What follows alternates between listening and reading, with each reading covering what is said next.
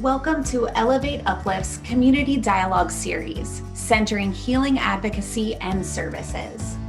The Elevate Uplift project seeks to deepen and broaden the lessons learned from the National Sexual Assault Demonstration Initiative project and engage with organizations to change practices and expand their understanding of healing. Elevate Uplift offers opportunities to help survivor-serving agencies, state, territorial, tribal coalitions, and funding administrators to think critically about how they do their work and to make the changes necessary to provide comprehensive and sustainable support for survivors. That includes establishing practices and services rooted in anti-racism and anti-oppression frameworks, learning strategies for building empowering leadership, creating intentional organizational identity, engaging in impactful community organizing and movement building, and expanding knowledge of sexual violence and healing. Okay, awesome. So I just want to start us off. I wanted to say welcome to everybody. My name is Katie Block. I'm a project coordinator at the National Clearinghouse on Abuse in Later Life, or NCAL for short. And we're here today, like Mira said, to talk about the intersection of anti-Blackness, ageism, and ageism for older Black survivors.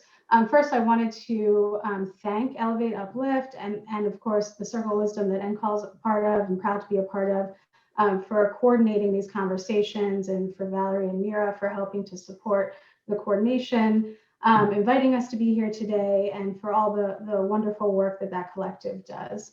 I also want to thank my co-facilitators today, Juanita Davis and Wanda Swan, for bringing their perspectives and their deep knowledge to the group and to the conversation today. So we're very, very excited to get to dive into these topics. So I just want to start off by giving Juanita and Wanda a chance to introduce themselves. So we will do that. Wanda, if you want to get us started. Sure. Hi, everyone. I am Wanda Swan, Executive Director of the Swan Center for Advocacy and Research, and anti-oppression coach. And I'm so happy to be a part of this conversation, this dialogue today.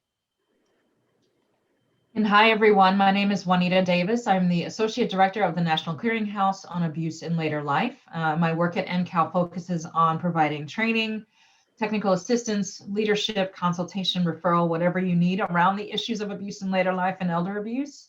And my particular focus at NCAL, especially over the past few years, has been around enhancing how anybody in working with older survivors can enhance their responses to older survivors who have been marginalized or multiply marginalized. And so also one of the co-authors of the Increasing Access Toolkit, which Katie will talk to you about a little bit later. I'm really excited, as everybody has said, to be here with you all today, and excited to join my co-facilitators in this conversation and have you all be a part of that as well. And thank you all for your time, and folks for the opportunity to be here.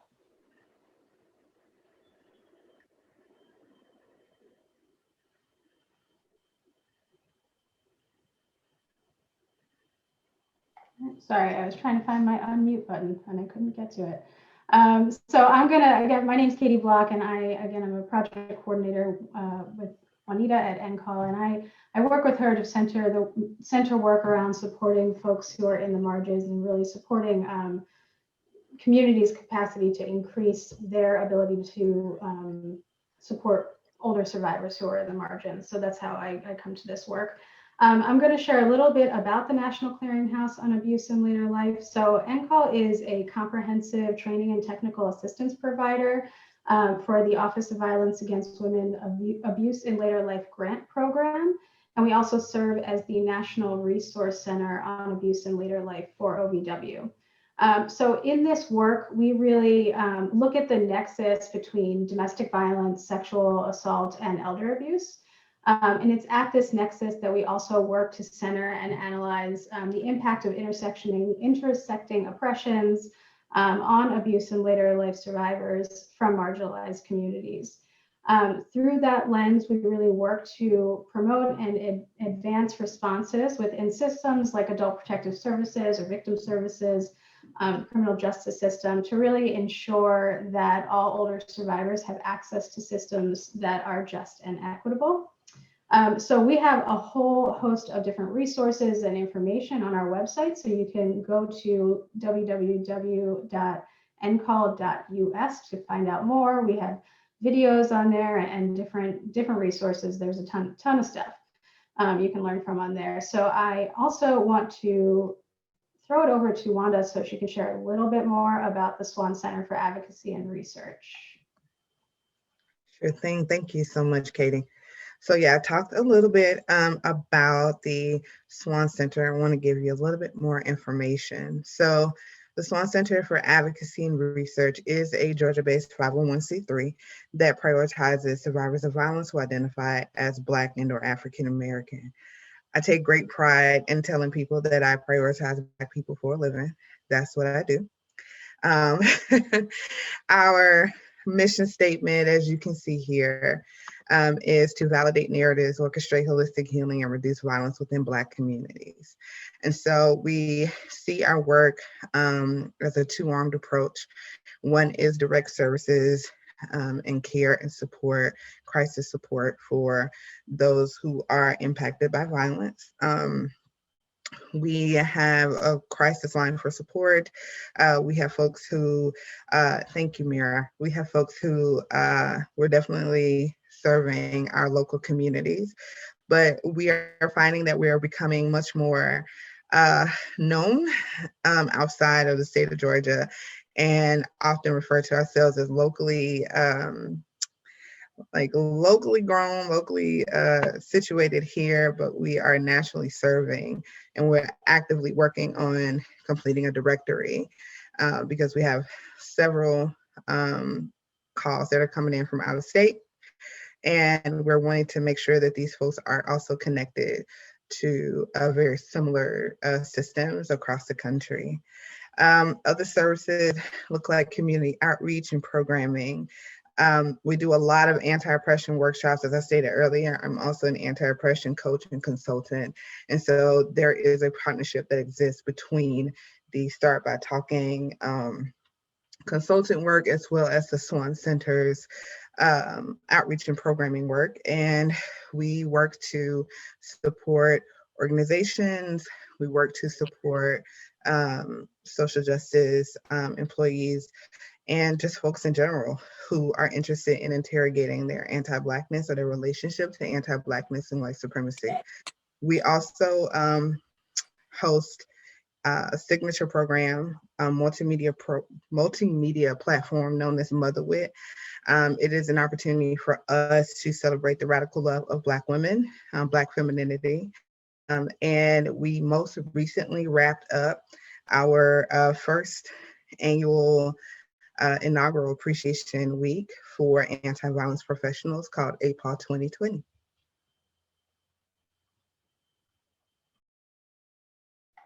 Thank you, Wanda, so much. Okay, so I'm just going to go over quickly what we're going to talk about today and set up our agenda. So today we're going to provide a foundation for understanding anti-Blackness and white supremacy. Then we're going to examine the intersections of anti-Blackness and ageism and talk about the lived experiences of older Black survivors. And then we really want to hear from you all. So we want to have a group discussion on identifying the impact of some of the barriers that we're going to talk about now. What's the impact for older Black survivors? What are they up against? And then some strategies and solutions for moving forward. So as we're talking, as Wanda and Juanita and I are talking through some of these things, I want you to keep those two questions in the back of your mind. So what is the impact here for older survivors? And then what are the modes for change moving forward? So we can have a real robust conversation after we go through sort of this foundational stuff. So now I'm going to throw it back to Wanda, and she's going to give us the overview of anti-Blackness and white supremacy. Thank you so much, Katie. And for some of you who were able to join us in the last dialogue, that some of this information would be a little bit repetitive and or familiar. So the last time you all saw me in this space, I was talking through anti-oppressive advocacy, and this is a piece of the foundation of the work that will lead us to creating more anti-oppressive spaces. So we're going to focus today on the relationship between anti-Blackness and white supremacy. So feel free to advance the slide, Katie. Thank you. So anti-Blackness defined. I like to start off with two specific definitions of anti-Blackness. One is from the movement for Black Lives, and the other is honestly is specifically the Swan Center's, I would say, extended definition of this phrase using the movement for Black Lives as a core. So the movement for Black Lives defines anti-Blackness as a two-part formation that both voice Blackness of value while systemically marginalizing those visible or perceived to be Black people and their issues. More extended definition is that anti-Blackness is a specific type of racial prejudice that presents as resistance, hostility, exclusion, and or antagonism toward those perceived to be Black in a direct or indirect manner. And as you can see here, some of the examples of a direct manner include physical brutality and assault, and while indirect examples include legislation that reduces equity and or completely removes rights. I think it's important for us to start with a grounding definition of anti-Blackness. I think that there are definitely times where this word is quickly becoming a hot topic, hot button issue, or the verbiage is becoming very overly saturated. And I think it's we remember what we're talking about, how we're talking about it. I think the larger piece that I would want folks to remember as they continue to go through this presentation today is that anti-Blackness is a form of racism, is a form of white supremacy. So we're gonna get into that a little bit too. Feel free to advance the slide, Katie. Anti-Black racism is the fulcrum of white supremacy, is what Scott Nakagawa wrote in his 2012 explanation to the question of, hey, Scott, why are you so concerned about Black people? As an Asian man, why aren't you not more concerned with what is happening within your own community? Why are you so concerned about Black folks? And his response to that is because anti-Black racism is the fulcrum of white supremacy. And so, as we all know, fulcrum is an instrument that supplies capacity for action. And the argument that Scott makes is that anti-Blackness serves as that instrument that allows whiteness to propel white supremacy. And so I created or found an image here that helps to create a more tangible vision of what that looks like. Scott says that the American racial climate is one that is always in constant flux. And while there is no bottom, there is a relationship that exists between whiteness and Blackness that is something like a binary, right? And he says that there is a dependence, right, on anti-Blackness in order to sustain white supremacy. And whiteness as a construct and as a racial marker adds to that and helps to create and ensures that this continues to be hoisted into our communities, our environments. Feel free to advance the slide, Katie. And so, as I said before, I am also an anti-oppression coach, which means I spend a lot of time when I'm not doing this work with the Swan Center. I spend a lot of time talking to white people about whiteness, specifically for the reasons that Scott talked about, but also for the fact that it is very difficult for white people to see the impact of whiteness, especially as it relates to that impact on non-white people. And so I usually talk about whiteness and the marriage of it by signaling out 3 specific pieces. And that is whiteness as a construct, whiteness as a racial marker, and white supremacy. And so we'll get into that a little bit later. But I want us to look at what does it mean to examining the construction of whiteness, right? And so as it relates to where did whiteness come from in this country? Where did white emerge, right? So this idea of a racial identifier white emerged before the 18th century in the United States, and its purposes specifically was to serve as a racial divider after this country's first uprising known as Bacon's Rebellion. And it exists, according to Tressie McMillan Cotton in her book of essays, Thick, as a response to Blackness. It is a violent sociocultural regime legitimized by property to always make clear who's Black by fastidiously delineating who's ultimately white. Guest says that it is a significant structure that mitigates life changes across our society. And she lists various examples, including Jim Crow, segregation, slavery, and talks about it in measures of social devaluation imposed on non-white people. And so ultimately, when we look at the construction of whiteness, there is, it's important to note that whiteness as a construct is a strategy and it is a plan, okay? It is an assigned plan and strategy, and then honestly, it is an international compact that creates the structure that allows for a specific demographic of people to continue to be expected to serve in a laboring force for this country and others.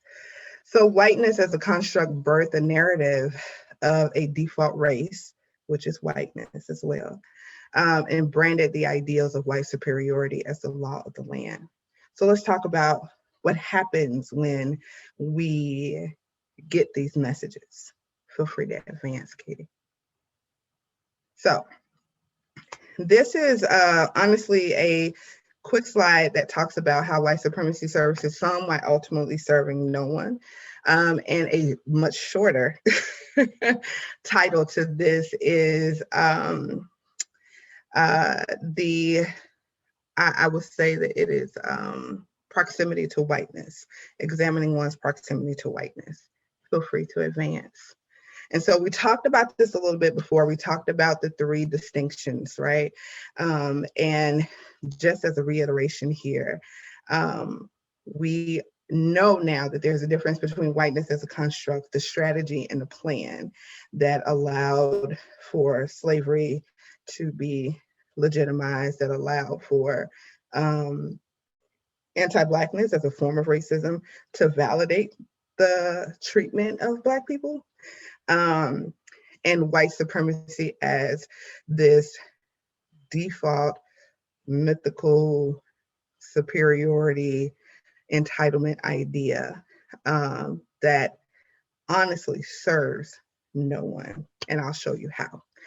Next slide, please. So let's talk about the perception that white supremacy sells.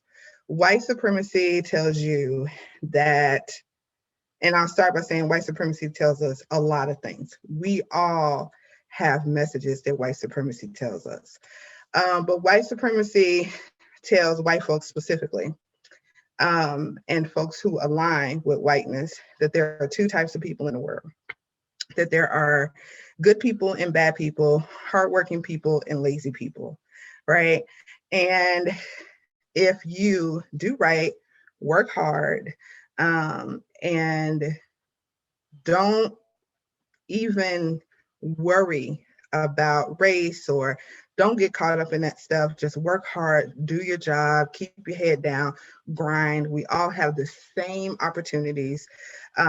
You will have access to safety because you deserve it, right? And those who don't simply don't because they did not work hard enough, because we all have the same opportunities as other folks. And these folks are just the rebel rousers and the troublemakers, and they're lazy.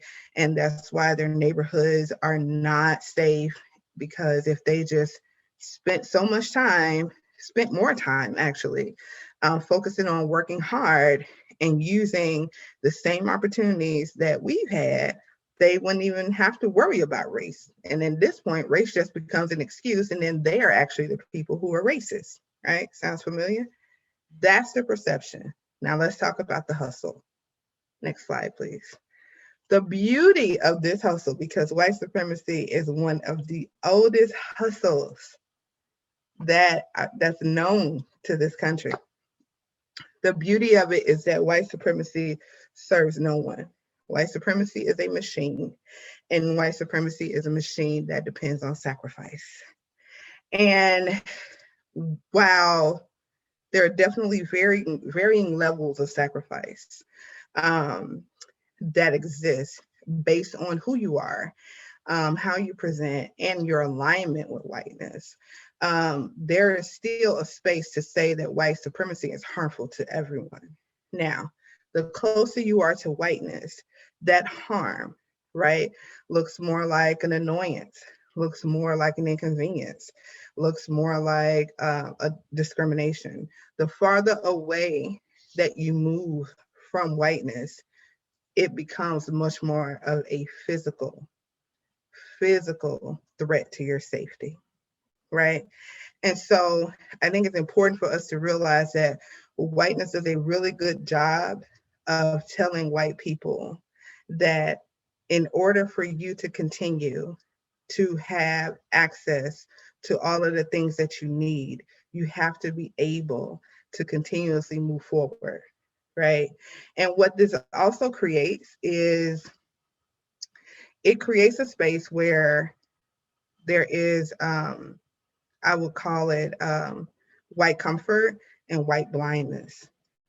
As I said earlier, it's very hard for white people to really see the impact of whiteness, because the closer you are to whiteness, and what I mean by that is how you align with values that are proposed under whiteness, there is a blinding effect where you are unable to see how harmful it is for other people, where you are unable to see the danger that casts on people who don't look like you. But there's also a white comfort that is a fear that if I move out of this box, then I won't be able to have access to what I have, and I'm comfortable here.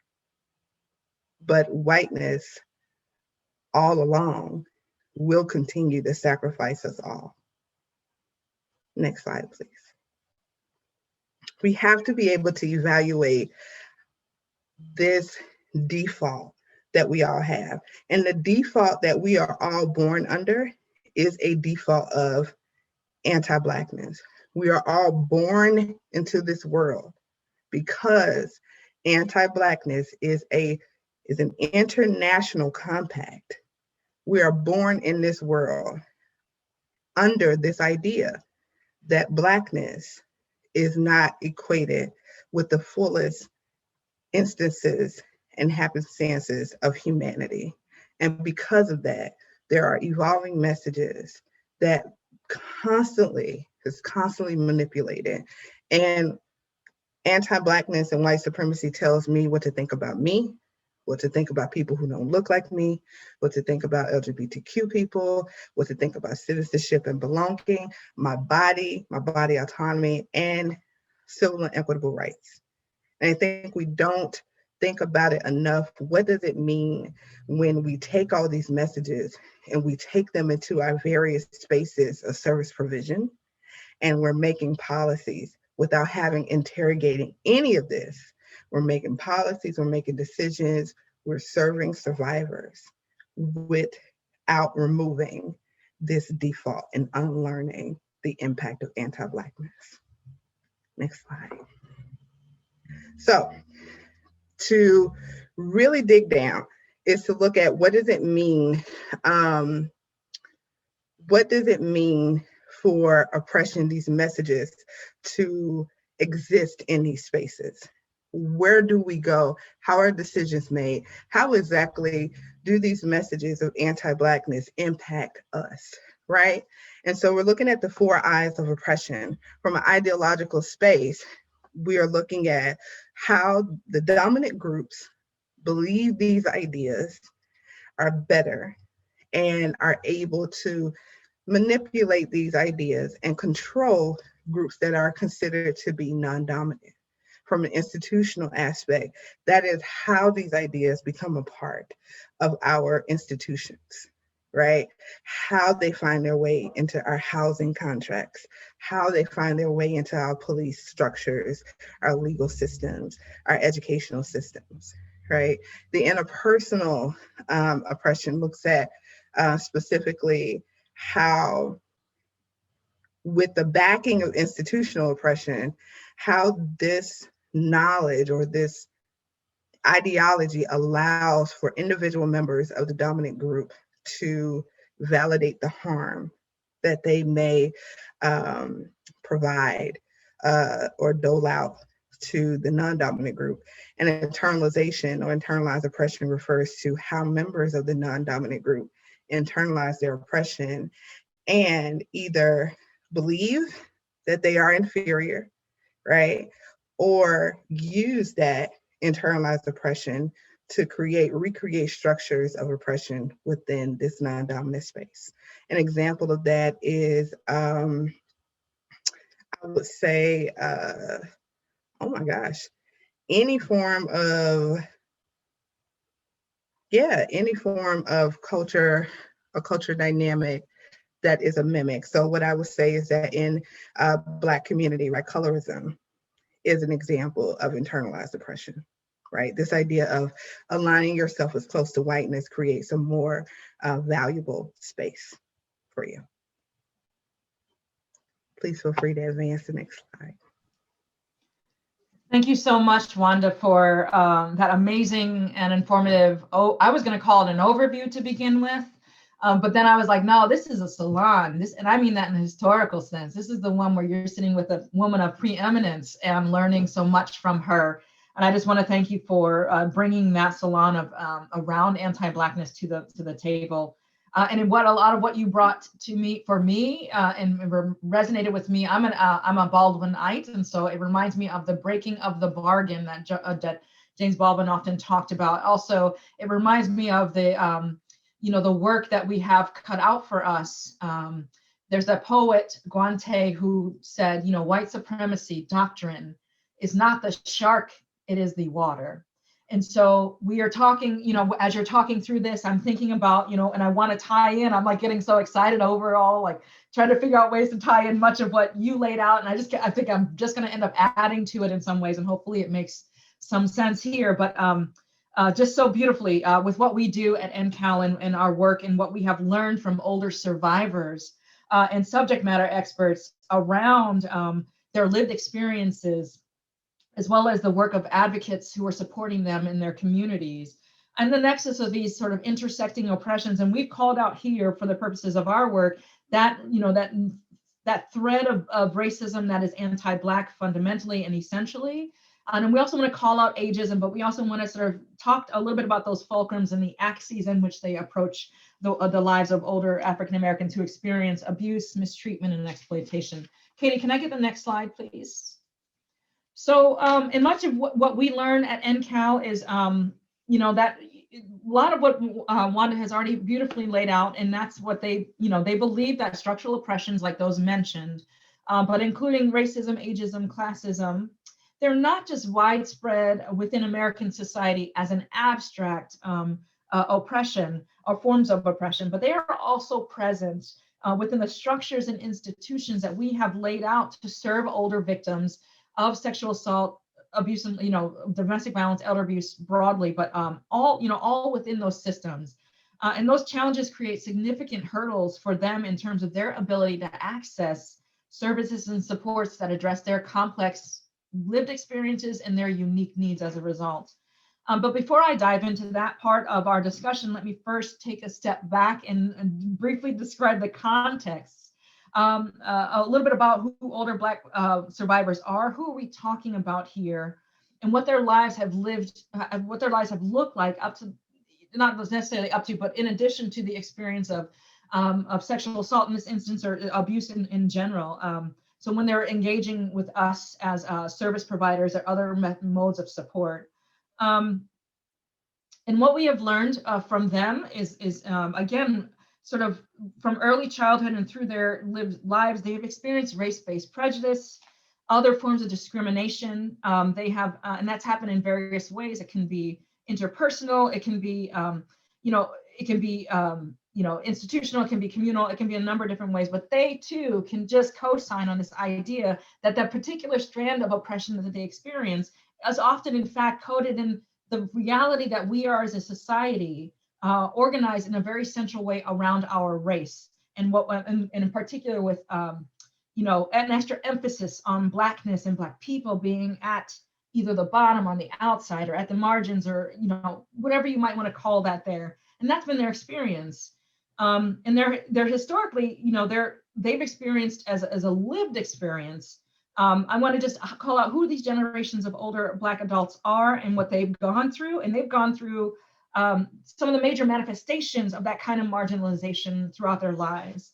So when we're talking about older Black adults, we're talking about, and this is not a monolith, this is a diaspora, and this is a broad diaspora, but I do want to bracket, generally speaking, the African diaspora in America, those who are descendants of slaves, are the people I'm kind of talking about here.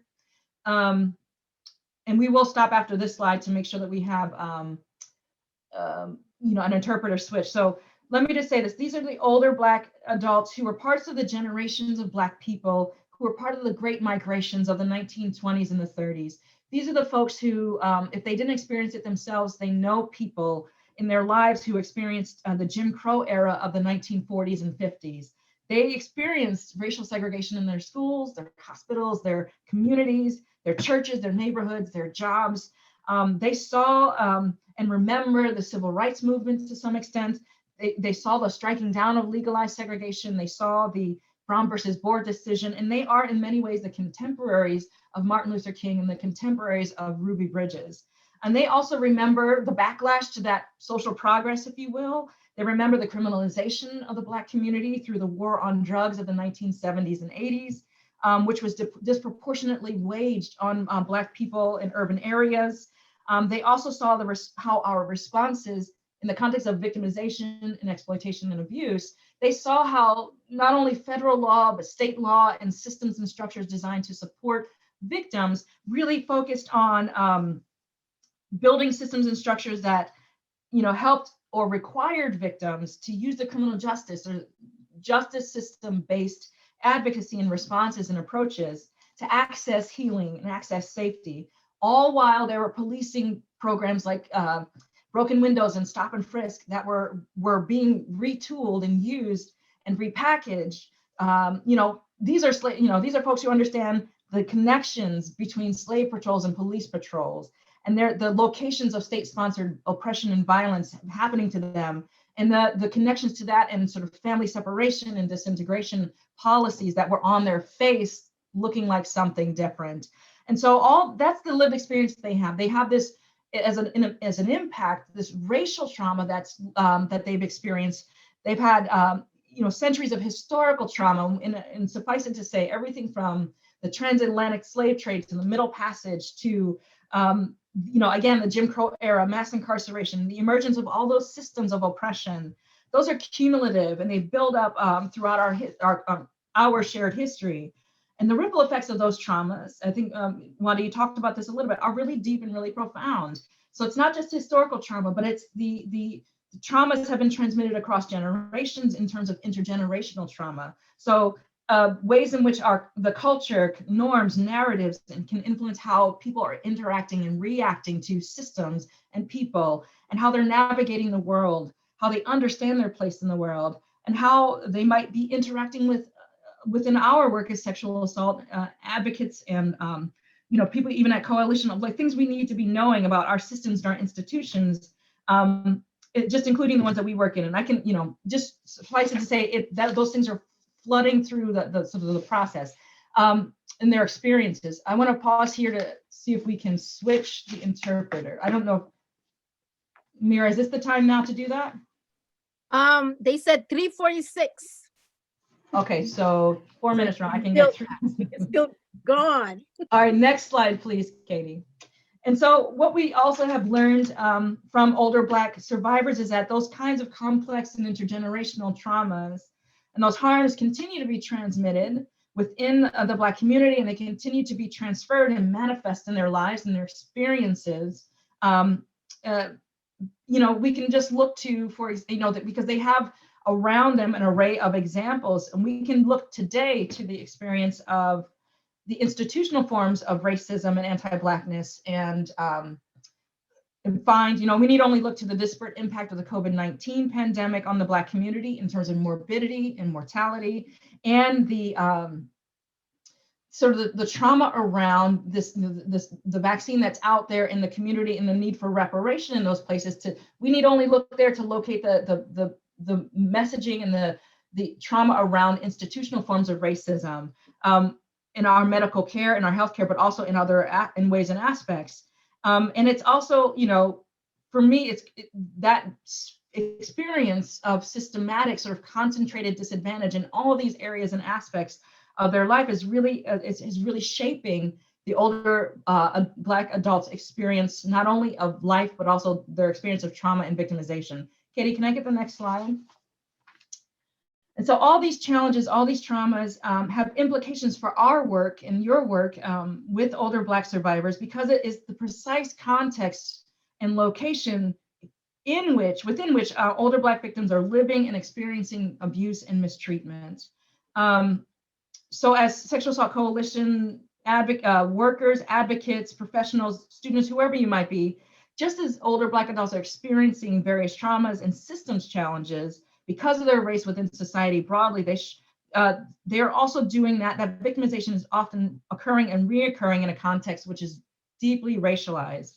And that intersecting oppression and that anti-Blackness specifically, looks like for older Black adults, it's an intersectional sort of experience of that victimization. And Katie, I'm going to pause here to see if you have anything you wanted to add to this slide.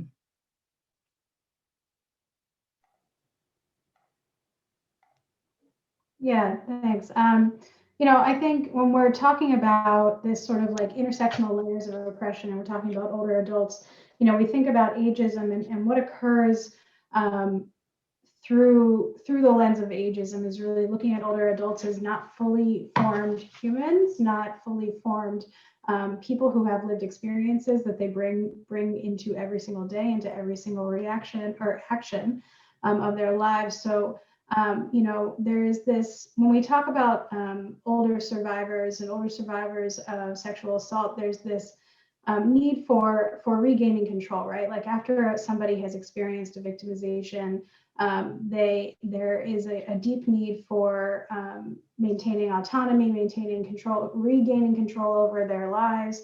There's this sense of this. And when we talk about older adults, ageism really dictates that older adults are often not believed. They're often not taken seriously. They're often not treated credibly as storytellers in their own lived experience.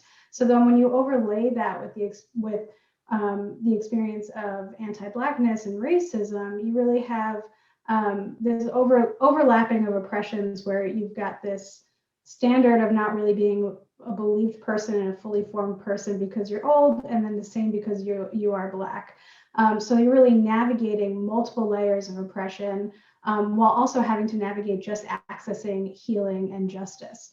And the other thing that really happens here too is that there is this, when we talk about older adults in general, there's this generally like a palatable stereotype of an older person that's based in whiteness and heteronormative ideals. So that's then setting up every other person as being a challenge for the system to work with. So that's sort of what we're trying to get to when we talk about these intersectional layers of oppression, and then the lived experiences, and then ultimately, if you are experiencing abuse or sexual assault, these intersectional experiences of that as well.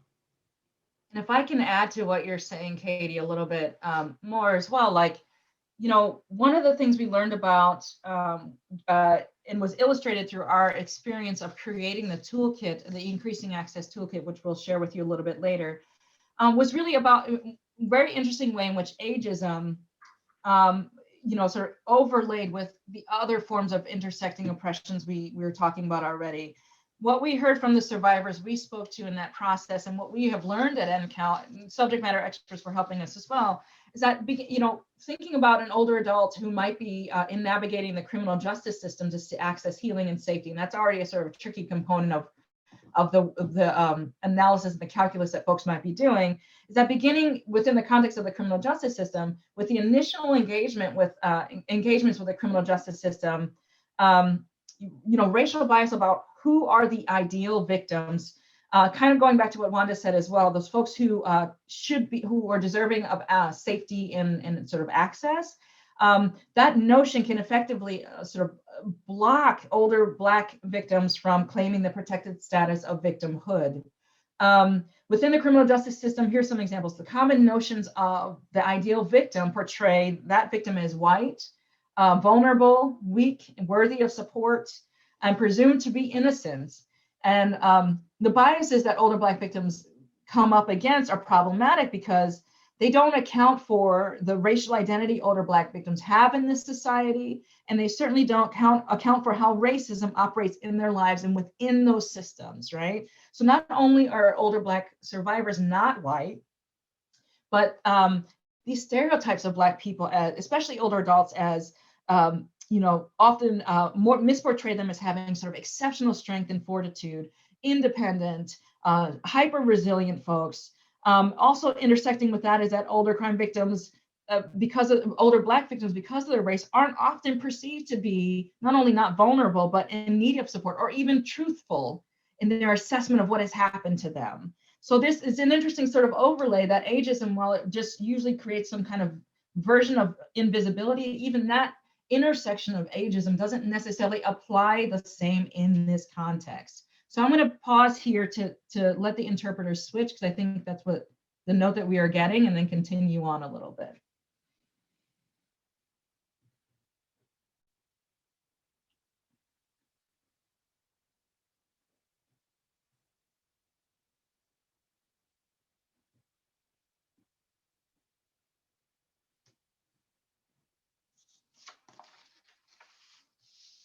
All right, we're good to go, it looks like. Thank you so much, folks. So again, I just want to come back to this notion that, you know, so folks who are older Black adults who are choosing to engage these systems that we have designed as, you know, central to the process of healing and justice may in fact be, we may be doing that in a context that's, we are doing that, excuse me, in a context that's deeply problematized, and that one that problematizes older Black adults. And this is important for us to all understand, because not only does it impact their experience of victimhood in terms of what they might think healing, safety, and justice look like, empowerment, wholeness, whatever you might want to call it, what all those things might look like, it can also impact how they view our systems and our work as either trustworthy or untrustworthy, and what they can extract from us as systems actors, or as people who are agents of systems that have been historically and continue to be locations of potential harm to them and their families. And for all of you in your work with older Black survivors, if they're attempting to navigate these challenges, all these issues are likely going to manifest in ways that you may be noticeable, may not be noticeable, but may be worth sort of digging into around things. And so I just want to, I'll kick it back to you, Katie, right now to see if you wanted to talk about some pathways of, you know, this in the context of aging and victim services. Yeah, thank you, Juanita. And thanks, Wanda, also for outlining the deep and nuanced dynamics that are here. So I think, as providers, as learners in this process, and as change agents, it's really important for us to understand what the pathways that do enable systemic anti-Blackness in aging and victim services. So we sort of outlined a few examples of how that shows up in this work. So we're talking about one thing that we've seen across the board are these colorblind models of service delivery. So in this context, we're really talking about programmatic structures that center, quote unquote, treating everybody the same, serving all survivors regardless of race, regardless of gender, et cetera. But what we know is that by not acknowledging racial identities and systems of oppression, and by not being intersectional in our work, particularly mainstream programs and aging services has been, this is kind of prolific throughout aging services. They're ultimately designed to serve the ideal white victim that Juanita was talking about. But the systems continue to expect full participation of Black and Brown survivors as if there's really no risk to them. So it's a major blind spot in which we say, well, we serve everybody, we're open, we're here, but you're not really creating programs and services or modes of healing or access to justice that is actually culturally responsive and responsive to the realities of the lived experience of oppression that everybody really is experiencing.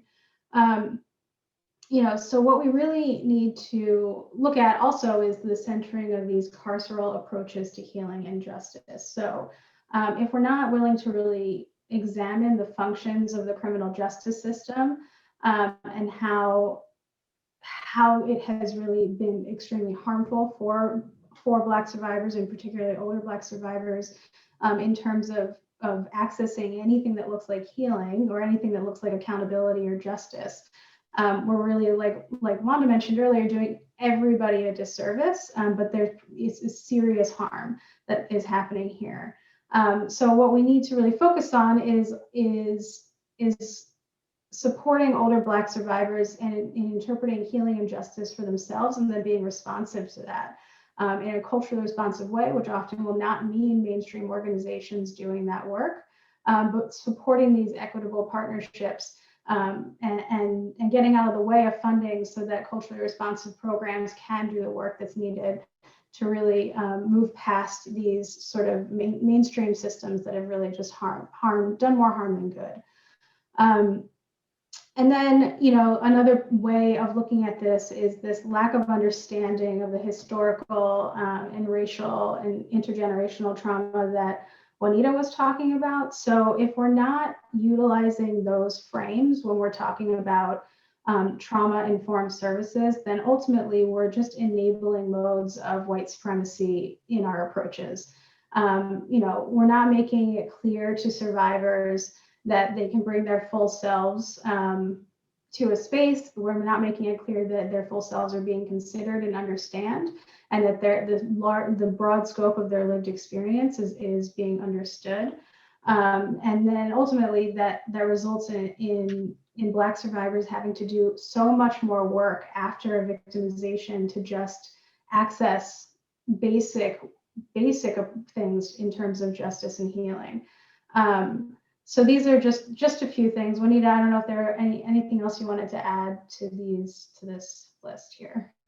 Just a couple of things, Katie. I appreciate the detail that you provided. I mean, I think we've pulled out a couple of bullets here, and we'll have an opportunity to have you all think about this a little bit more as we move forward. But I do want to just reiterate that these sort of models and the way in which we're censoring things and our sort of deficit, if you will, around I think literacy related to social stratification and the history of America, right? The miseducation that I think we all have, and I think it goes from again, the water being the metaphor here, like it's everywhere around us. We've all sort of internalized and seeped a number of these things in, and it's that re-education process that we need to go through. Without that, what we're doing is using and promoting and promulgating these sort of damaged systems, these damaging systems and systems actors, and we're just re-traumatizing, in this case, older Black survivors within the in the space when they really need access to healing and justice.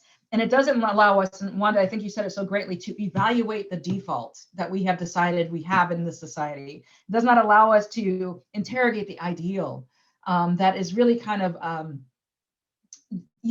really not serving anybody at this point effectively. So I just wanted to share those pieces before we move forward. And I just really appreciated that there's work to do here. And we're excited for this part of our conversation moving forward.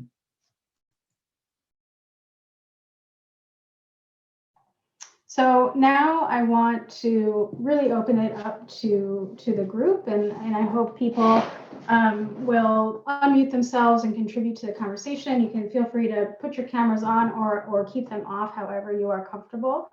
But we would love to hear from you. So I have just two questions that we really want to tackle. So you can take a few moments to think about it, but then I really want to get folks to contribute their thoughts. And so the first question that we want to pose is, after looking at all of the things that got laid out here at the beginning of this conversation, what are the impacts of these barriers on older Black victims that you can identify in your work? So when you think about the context of the work that you do every day, where are you seeing this overlay of anti-Blackness and ageism impacting an older survivor, either in their access to healing, their access to justice, or just in their day-to-day moving forward after experiencing some harm? When we think about this, we think, what is the impact of somebody's safety when we're talking about these things? What is the impact of someone's access to healing? Like, where do you see that actually showing up? Hi, this is Simone. I don't know if you all can hear me. Yeah, we can. Hey, Simone. Okay, great. Thank you. I just want to say I appreciate this entire discussion. I'm from Milwaukee, and I'm a trauma therapist at Aurora Healing and Advocacy Services. And majority of my clientele are Black survivors, Black women, and of some age. And I think one of the barriers, just getting specifically to your question, is that these barriers impact my clients in a way that causes them to be more hopeless in terms of the healing process than maybe other survivors. They are, when I meet them, they're eager to heal. They're excited about the fact that I'm a Black female therapist. They're excited about the program and the support we try to provide survivors. But I think the consistent barriers, definitely systemic issues, the reoccurrence of violence, it just impacts them by taking pieces of hope away continuously, almost like gnawing at them all the time. And so it's just a harder battle. It's like a harder journey. Thank you so much for that comment and that report, Simone. I will say that one of the groups that we worked with as part of our process of creating the Increasing Access Toolkit, but also just doing our work in general to learn as TA providers about the unique and complex needs of older Black survivors, was with a group called ASHA Family, used to be called ASHA Family Services. They're the ASHA Project now. And they're a co-project of End Domestic Abuse Wisconsin, which is our lead organization. ASHA is located in Milwaukee. And so is one of the other consultants that we worked with, Inspire Consulting, Latrice Buck. She came out of the Women's Center of Milwaukee with their elder abuse program there. And so I just want to honor not only your experience, Simone, of working with older Black survivors, as you mentioned, of age, and really actually in honor that sort of part of the story that we have heard too, this consistent, pervasive leveling of trauma and trauma echoes in the work of, in the lived experiences of older Black survivors, really does contribute to a level of withering, emotional wear and tear that can actually impact the physicality, the physical presence of a person on this earth. And what I mean by that, I think there is some level of research and understanding that we all have that racial trauma is has physical impacts, right?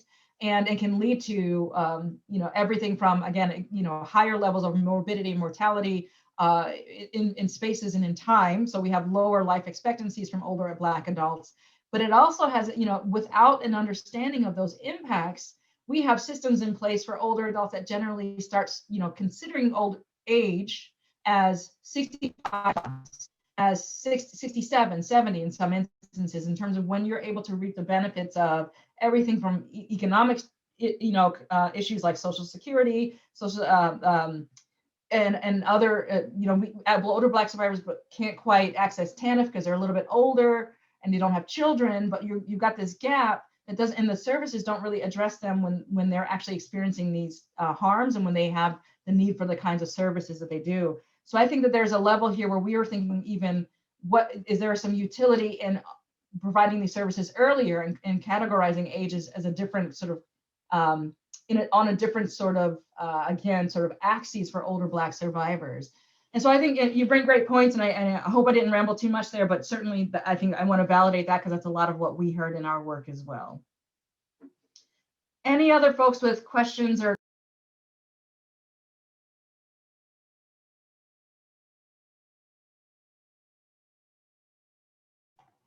Yeah, is anybody else can identify some of the impacts here that they've seen in their work when they're working with older Black survivors?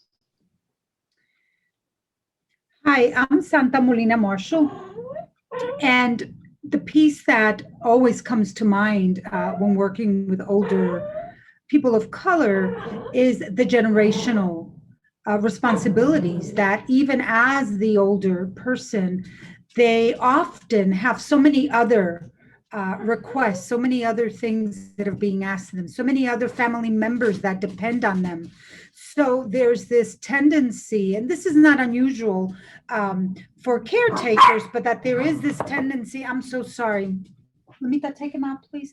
There is this tendency of prioritizing the family and wanting to protect the family from the children, the grandchildren responsible from these systems that we are then encouraging them, that is the older person, to go out and reach out to. And, there's a relationship to those systems that has not been one of healing.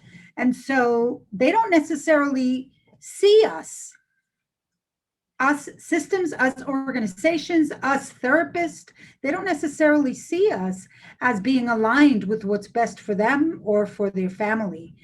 They bring in, and this is what's fascinating to me in my private practice, is that they can bring in well, you have no idea when you ask me to share, like what's really going on in my home, you have no idea all the barriers that I need to go through in order to be honest about that. And that always breaks my heart, right? Because it's real. They need to choose between their children who may be inflicting some of the abuse themselves, their responsibility, the generation, the children of the children. It's a lot.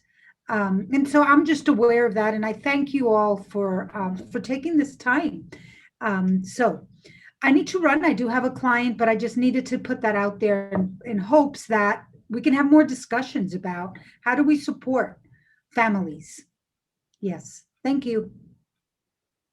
Thank you so much. Wanda, I don't want to get ahead of you. I don't know if you had particular comments, but I did want to say, I will follow up, certainly. I do. Thank you so much, Juanita. And thank you, Santa. I can't help but think about my grandmother when we talk about this. I can't help but think about a lot of things. One is that I'm holding in my hands that Black children are never seen as children, and that Black adults, elderly adults, are never seen as adults. And so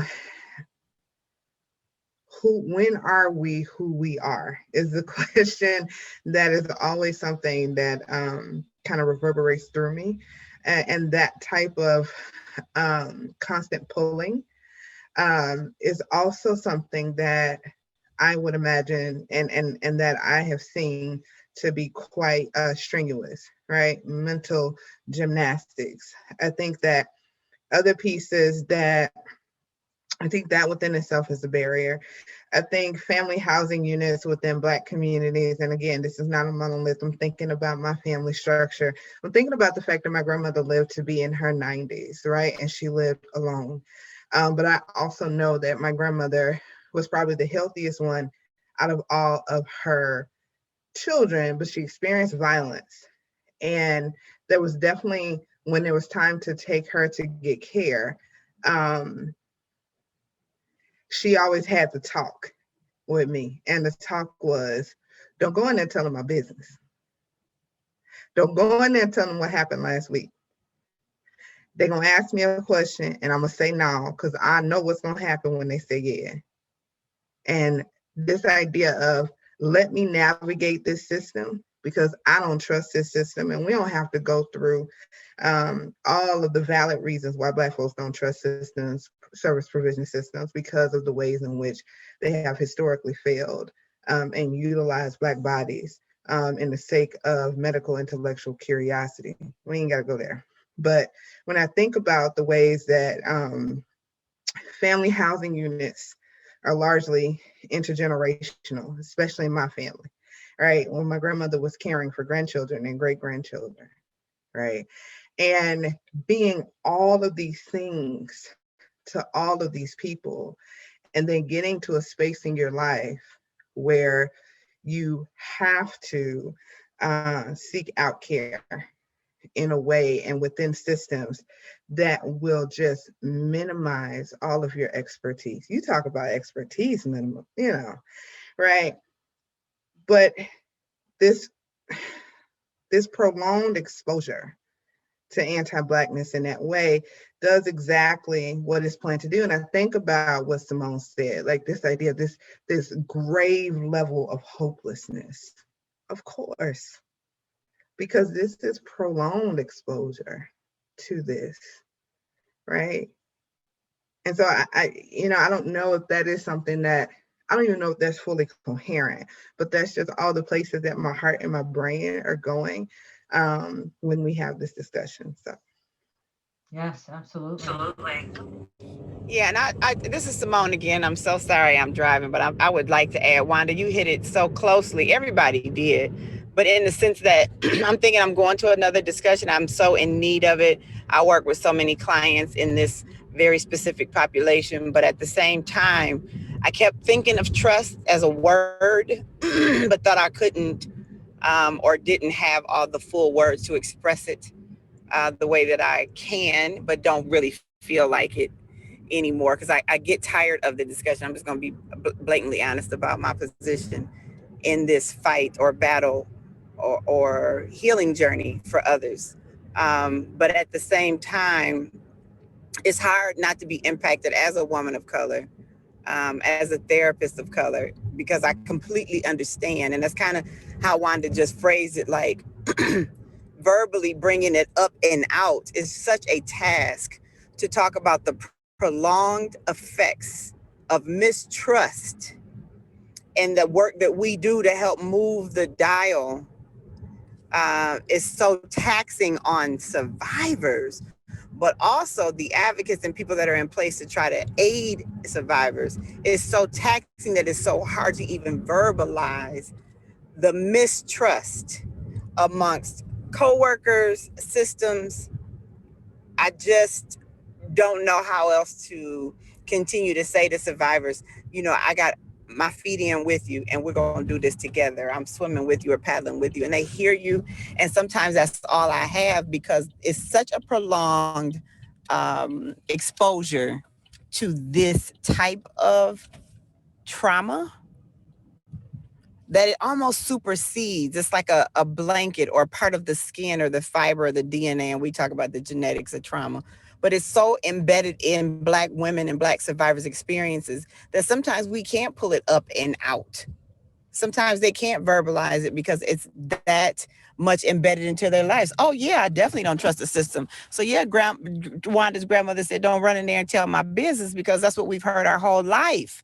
We can't trust nobody to tell it all to. And that's the saddest part ever.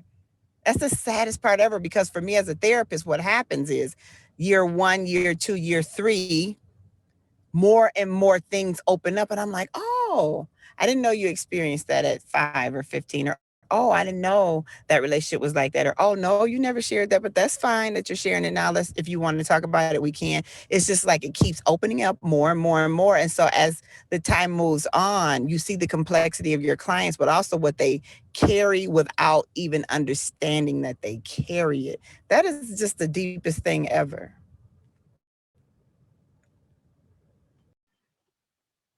Ooh, I got all the feelings, Simone. I have all the feelings. We only have the time, but I have all the feelings to just know that that even the unlayer, like the layout or the peeling back, is how I found out that my grandmother later on in life decided to say, oh, my first child was actually when I was 12, and this was a grown man, and I'm like, huh, or peeling back and seeing like all of these different experiences that it comes up it comes out in layers in that way, and it only comes out. I wish that there was a way for some type of system or some type of research where we can really examine that and look to that, because anecdotally, that is something that I also seen as well. And it's a trauma response, but we don't talk about it. Yes. So from, time to research and look into this, and from your lips to the universe's ears, right? So, I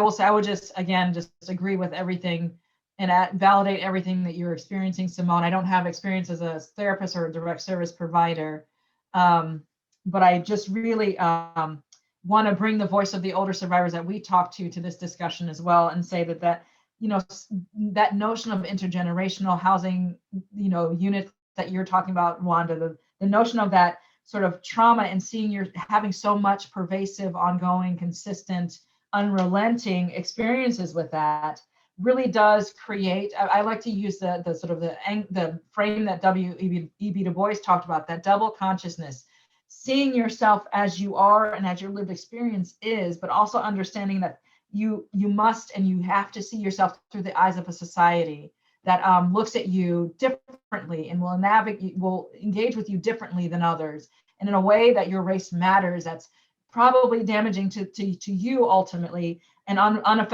ineffective for nearly everyone else in terms of helping you access what you need to heal from trauma and heal from harm. And so I want to also identify some of the comments that are happening in the chat and say that, we've heard from older survivors and folks who work with them as well, who look at safety in the context of, how do you help me heal my family and keep my family together, right? How do you help me? Healing is stopping the trauma of family separation. Healing is stopping the access that systems have to being able to disintegrate and denigrate and harm and cause, be the location of violence for an abuser or someone who may even sexually assault this older survivor, because even if it's their son or daughter, grandchild or child, whatever, family member, et cetera. I'm not to say this is not there. There's differences and nuances, but certainly figuring out ways to help them access healing by stopping the trauma of those types of policies and those types of consequences on folks is a huge part of the way in which we need to be looking at strategies to dismantle these impacts in some ways, but not always. I just want to note that for sure. Katie, I know that we are limited in terms of our time, so I don't know if we want to move forward with our discussion. Yeah, I'm gonna bring us to the next question. We have about 15 minutes left. So we want to move into what does sort of change look like? What does transformation look like if we're going to shift the way that older Black survivors are experiencing life after victimization or life after this after abuse or moving through their abuse. So, what strategies can you think of to put into place to dismantle this anti-Blackness and enhance services for older African American victims? So, I don't want us to put out all the ideas first. So I want folks to just take a few seconds here, maybe jot down like one or two quick things that come to your mind. And if anybody's willing to share, we'll just take a few minutes here because we also want to talk a little bit about some resources we have to help engage you in some of this thought process as well.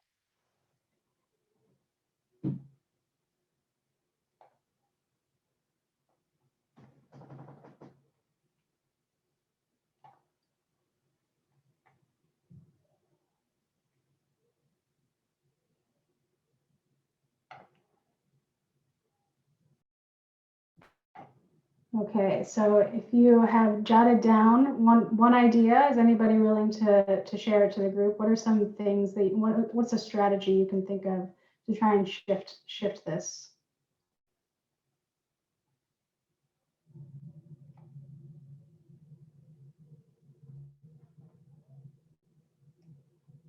See if the chat.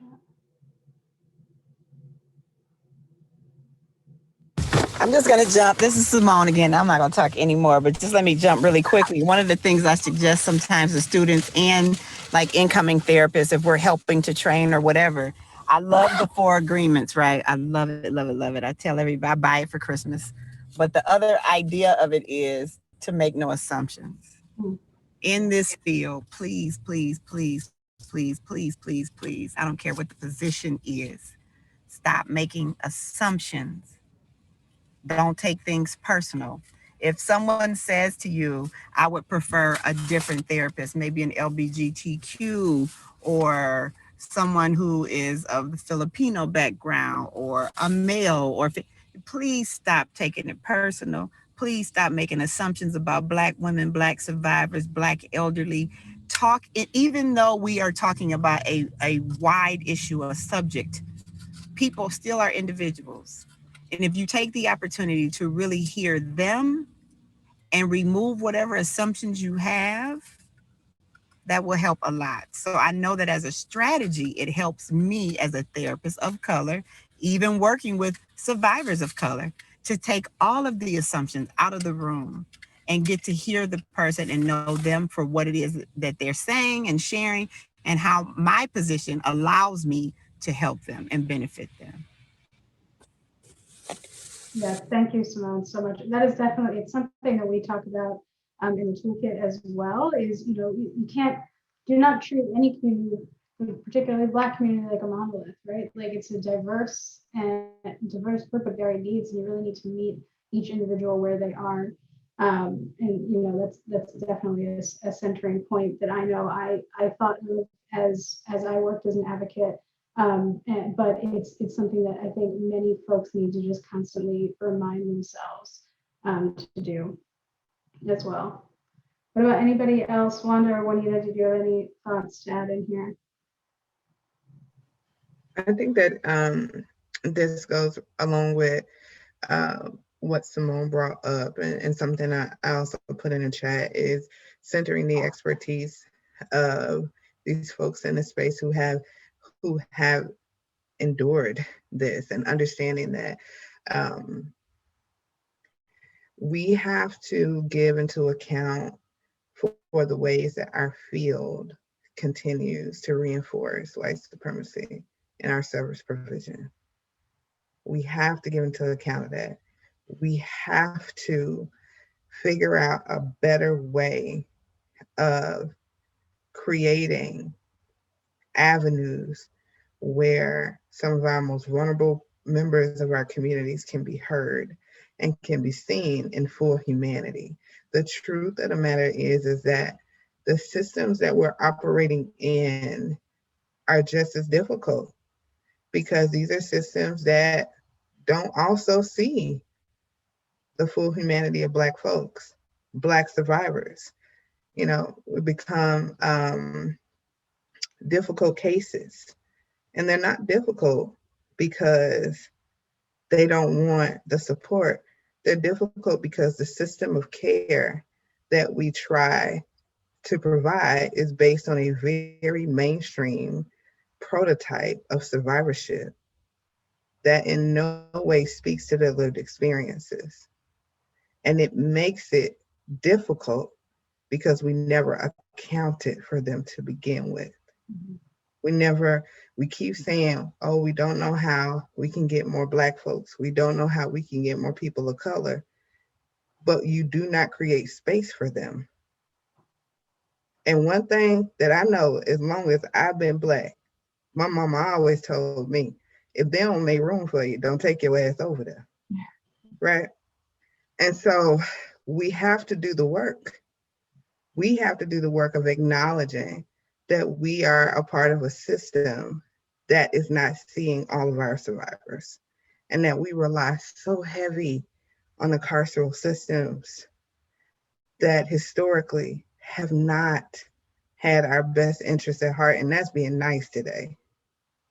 You know, I think we have to embrace what we don't know, and we have to embrace the truth about how we have relied as a field on these systems.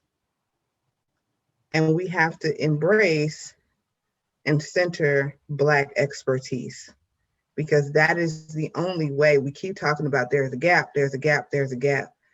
What I have learned in my research and the work that I have been doing is that everything that we need to do this work, we already have it. It has already been done. And more than likely, Black women did it first, right?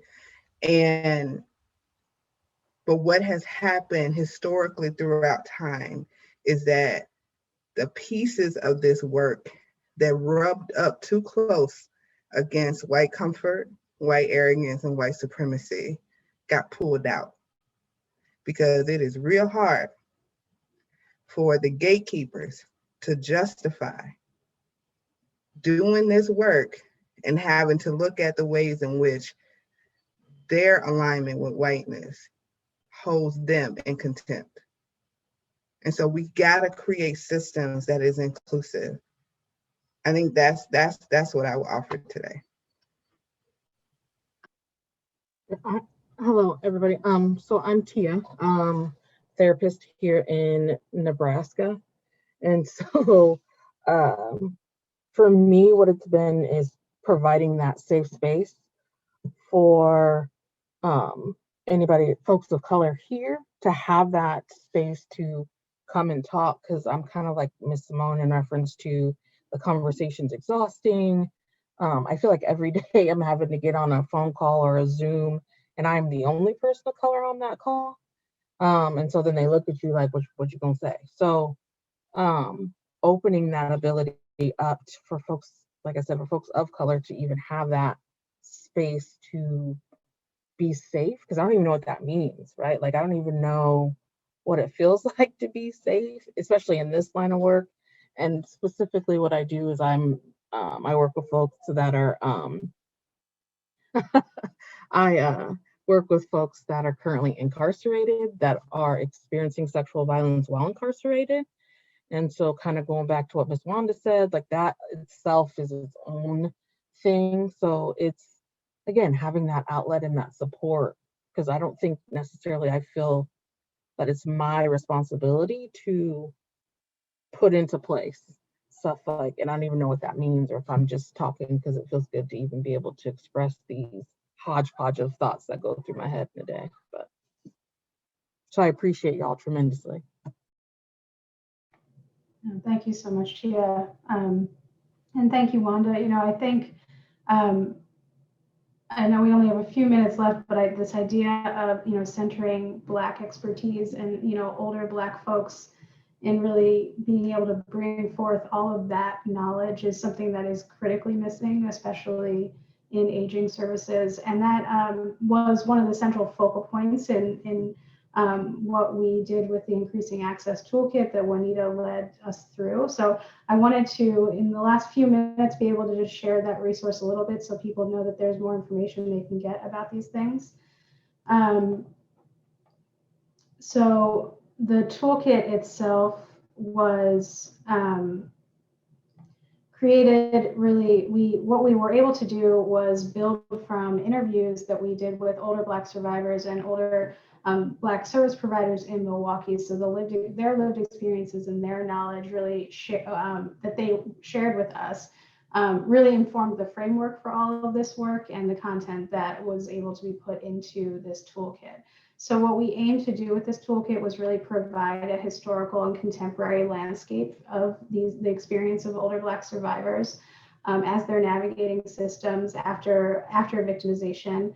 And we wanted to create a tool for people to really interact with, so that when you're working with older Black survivors, no matter where you stand, you really have a foundational understanding and a robust understanding of the unique challenges that are present for an older person who is Black. So the toolkit itself was created in partnership with the National Resource Center for Reaching Victims. So you can access it at reachingvictims.org. And it has a resource guide, a reflection workbook, and then a video library of all the interviews that we did with older survivors and the service providers themselves. And it really provides a landscape of all the things that we talked about today, to really just provide that context, but it also offers up an opportunity for you to, as a reader, really do some of that reflection and think about how are you entering this space with older Black survivors? What are you bringing into a room? What needs to change? How's your organization centering itself in this work, or how are they not? So there are different opportunities for reflection in each of the 5 modules that we outlined. And then we have a critical framework that we overlaid throughout all of it that really is built to provide some strategies to think through some ways, strategies for change. So this toolkit is available on this website. We really are, Juanita and I had the pleasure of working with Juanita on it, and am very proud of that. And we're also available for any questions if people look at it and want to talk to us further. We're here to talk about it. And then the other thing that I wanted to mention as well is that we have an online forum where we created a space online for people to continue having these conversations. So it's on our website, ncall.us/forum, and it's really a space for anybody who is in the field, who is are having conversations about older survivors, to come together, share resources, share ideas, troubleshoot strategies. We hold live events. We're on there where we do these sort of Ask Me Anything sessions where folks can go on and ask experts or just anybody really in the field about specific topics. So in January, we're going to be talking about stalking. But I encourage folks, if they want additional spaces in the online world that we're living in with COVID, especially, to talk about these issues, this is an online space for you to sign up and do some of that. I know I want to respect everyone's time, so I know we're kind of running out here, but here's our information at NCall if you want to follow us on socials and all that stuff, and then all of our emails. And I just wanted to just throw it to Juanita and Wanda if you have any closing comments before we say thank you and goodbye to everybody here who graciously spent their time with us today. I do. I just briefly want to say I want to honor the stories of the older survivors we worked with and the struggles of the folks who are doing this work throughout the country in isolation, moving through these issues, not in isolation, but in the work that they are doing in their own lives, and sending lots of warmth and support to you all for what you are doing, and just thanks and appreciation for having the opportunity to be in community and in fellowship with everyone here. Shout out to Wanda. I'm definitely going to be reading a lot of the work that the Swan Institute, correct, does. Swan Center, yes. Swan Center, and looking forward to connecting with folks. Feel free to reach out if you have any questions or want to follow up. Same. Thank you all so much for this time today. I so thoroughly enjoyed this conversation. It was a big conversation, but it felt intimate at the same time. And I don't get the chance to feel these feels often. And so I am so grateful for that. I would also add that I am I'm just thankful. I'm just thankful for this conversation. I'm open to continuing having these conversations. If there are folks who are interested in talking more around anti-oppressive advocacy, please feel free to shoot me an email. And these are the type of discussions that just make my day. You've been listening and viewing Elevate Uplift's Community Dialogue Series.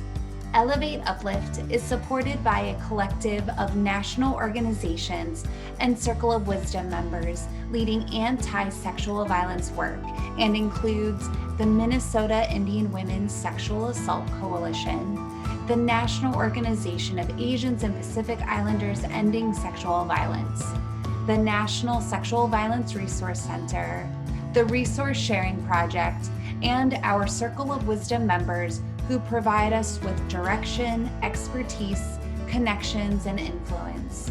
For more information, please visit www.elevateuplift.org.